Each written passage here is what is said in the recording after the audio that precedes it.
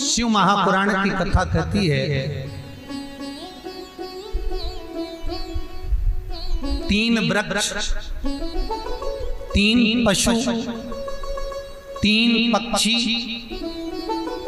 और 3 जलचर पितरों के तुल्य होते हैं।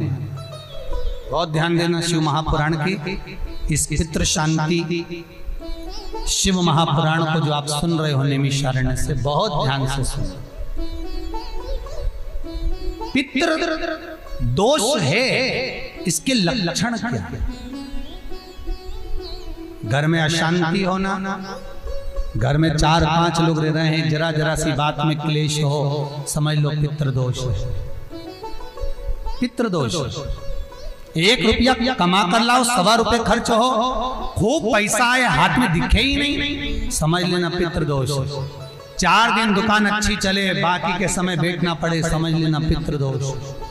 घर में बच्चे चिड़चिड़े हो जाएं, गलत संगति में डूब जाएं, समझ लो चिड़चिड़ हो रहे हैं, पितृदोष।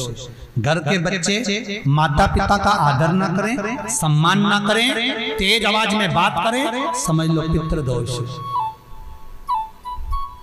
पितृदोष मालूम पड़े। और इतने से भी अगर आप नहीं समझ सकते, परिवार का कोई एक व्यक्ति जब जब भोजन करने बैठे तब तब उसकी थाली में बाल आए, भले वो होटल में खाए तो भी बाल आ जाए, वो कहीं खाना खा रहा है तो बाल आ जाए। 8-15 दिन में, 4 दिन में, 3 दिन में, 2 दिन में, 6 दिन में आपकी थाली के भोजन में अगर बाल निकल रहा है, केश निकल रहा है, समझ लेना कि पितृ आपसे कुछ मांग रहे हैं, पितृ आपसे कुछ चाहते हैं। क्योंकि पितृ बोलते नहीं आकर, केवल घर का व्यक्ति जब भोजन करने बैठेगा, सब अच्छे से बनाया, सब अच्छे से करा, फिर भी थाली में अगर बाल निकल रहा है। और कोई व्यक्ति ऐसा होता है जिसकी थाली में बार बार बाल आता है, वो कितने के लिए, पत्नी को भी कह दिया, परिवार को भी कह दिया, तो भी वो होटल में खाएगा तो बाल आ जाएगा, अचानक आ जाएगा, भले पानी पिएगा तो आ जाएगा, कुछ खाएगा तो बाल आएगा। 8 दिन में, 15 दिन में, 6 दिन में उसके भोजन में बाल आएगा ही आएगा। समझ लो पितृ कुछ कहना चाहता,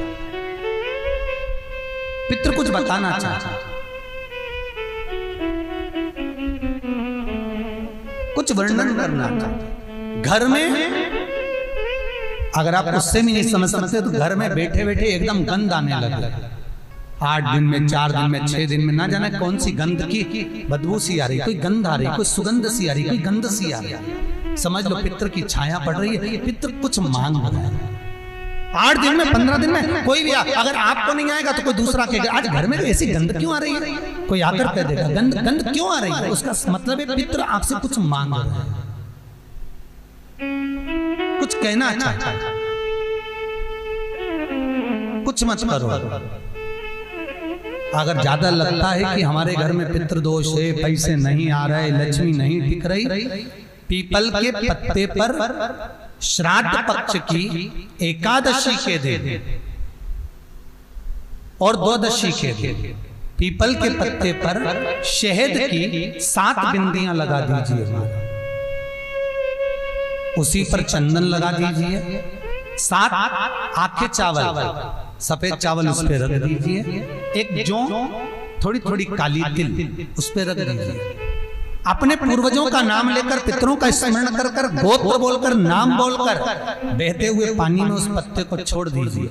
ये केवल श्राद्ध पक्ष में होगा, एकादशी तिथि के लिए बहते पानी में छोड़ दीजिए। जिंदगी में कभी संपदा की कमी नहीं आएगी, पितर आशीर्वाद देकर जरूर जाएंगे, ये पक्का है। शिव महापुराण कहते हैं अगर ज्यादा रोग है, बीमारी है, तो श्राद्ध पक्ष की 9वीं तिथि के समय पर केवल बड़ के पत्ते के ऊपर, बड़ का जो पत्ता होता है, बड़ वृक्ष का पत्ता, उस पे काली तिल और जौ 21 बार उतार कर, जो व्यक्ति बहुत बीमार पड़ा रहता हो, कोई ना कोई बीमारी उसको घेरी रहती हो, तो बड़ के पत्ते पर काली तिल और जौ, काली तिल और जौ रख कर पितरों का स्मरण कर कर 9वीं तिथि के दिन 21 बार उतार कर बहते पानी में डाल दो या पीपल के पेड़ के नीचे रख दो, बीमारी समाप्त हो जाएगी, रोग नहीं घेर सकता। अगले श्राद्ध तक लिखकर रखना कि किस तारीख को करा, किस तिथि को करा, अगली तिथि तक जानना, आपको रोग नहीं आएगा, बीमारी नहीं आ सकती, कष्ट नहीं आएगा। शिव महापुराण का भाग, भगवान शिव आनंद की राशि। तो 3 वृक्ष, 3 पशु, 3 पक्षी और 3 जलचर ऐसे हैं जिनको पितृ माना गया। तो 3 वृक्ष कौन कौन से हैं? शास्त्र कहता है पहला पीपल, दूसरा बरगद बड़ और तीसरा बेलपत्र। इन 3 वृक्ष के नीचे श्राद्ध पक्ष में पितरों का निवास हो जाता है। इन 3 वृक्षों के नीचे 3 वृक्ष पितरों के तुल्य हैं। पहला पीपल, दूसरा बट वृक्ष, तीसरा बेलपत्र का वृक्ष। बेलपत्र का वृक्ष कभी अनायास श्राद्ध पक्ष में आप कुछ भी ना कर पाए, कुछ भी ना कर सकते हो, तो एक पत्ते के ऊपर कोई सा भी पत्ता ले लो, चाहे पान का ले लो, कोई पीपल का ले लो, कोई भी पत्ते के ऊपर एक पुड़ी, थोड़ा मीठा थोड़ा नमकीन रखकर अपनी कामना कर अपने पूर्वजों के लिए इन 3 वृक्ष के नीचे 16 श्राद्ध में किसी भी एक दिन आपको भोजन को रखकर रह जाइए। अपनी कामना कर सुख का अनुभव होगा, पितरों को शांति मिलेगी। 3 वृक्ष पितरों के तुल्य हैं। 3 पक्षी पितरों के तुल्य हैं। कौवा, हंस और गरुड़। एक कौवा और एक स्वान, कुत्ता, ये 2 ऐसे होते हैं जिनको 20 मिनट पहले, आधे घंटे पहले, 1 दिन पहले, 24 घंटे पहले, 48 घंटे पहले क्या होने वाला होता है कौवे को और स्वान को भान हो जाता है। क्यों?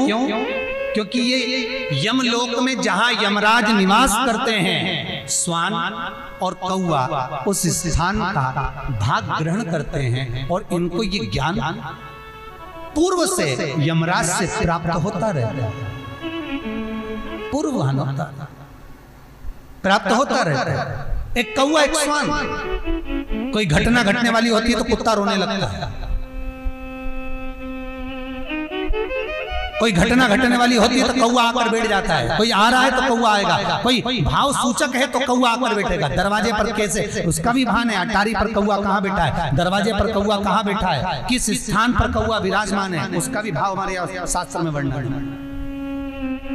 3 पक्षी, 3 वृक्ष पितरों के तुल्य हैं। पक्षियों में कौवा, हंस और गरुड़, ये पितरों के तुल्य, जो अधोगति में मर जाते हैं, जिनको पिंड नहीं मिलता, तर्पण नहीं होता, ब्राह्मण का भोज नहीं मिल पाता, जो मर जाते हैं, जिनका अंतिम संस्कार तक नहीं होता, जिनकी गति बिगड़ जाती है, ऐसे जीव कौवे के अंश में प्रकट होते हैं, जो पूर्ण फल लेकर जाते हैं। पितृलोक में जगह नहीं होती, बैकुंठ में जगह नहीं होती, कहीं अगर जगह नहीं है देवलोक में, तो इनको कौवे के अंश में, गरुड़ के अंश में या हंस के अंश में डाल दिया जाता है। महाराज फिर अगला वर्णन किया, 3 पशु, कुत्ता, गाय और हाथी, ये पितरों के तुल्य होते हैं। शिव महापुराण की कथा कहती है, अगर श्राद्ध पक्ष में गया नहीं जा सकते तो गाय के मुख में गयासुर ने वर दिया था कि गाय के मुख में अगर कोई गया नहीं आ पाएगा तो गयासुर 16 दिन गाय के मुख में निवास करेगा। और गाय के मुख में श्राद्ध के समय पर अगर कोई रोटी देगा, श्राद्ध के समय पर जो भाग देगा, उसको गया जी में पिंड करने का पुण्य फल प्राप्त होगा। ये गयासुर का वर गौ माता के लिए था। तो गाय के मुख में 16 दिन तक गया क्षेत्र का पिंड का भाग प्राप्त होगा। कुत्ता, गाय और हाथी। स्वान को रोटी क्यों देते हैं? क्योंकि स्वान पितरों को अपना भाग प्रदान कर देता है। स्वान भक्ता नहीं है, चुका देता। फिर 3 जलचर है महाराज जो पितरों के तुल्य हैं। मछली, कछुआ और नाग। पिंड जो बनाया जाता है वो पानी में दिया जाता है। मछली जिसको पाती है वो पितरों को प्राप्त होता है। कछुआ श्रावण के इस 16 श्राद्ध के अंतर्गत कछुआ यदि आपके दिए हुए भाग को पा लेता है तो वो जीव उसी समय पर तर जाता है। और महाराज नाग वो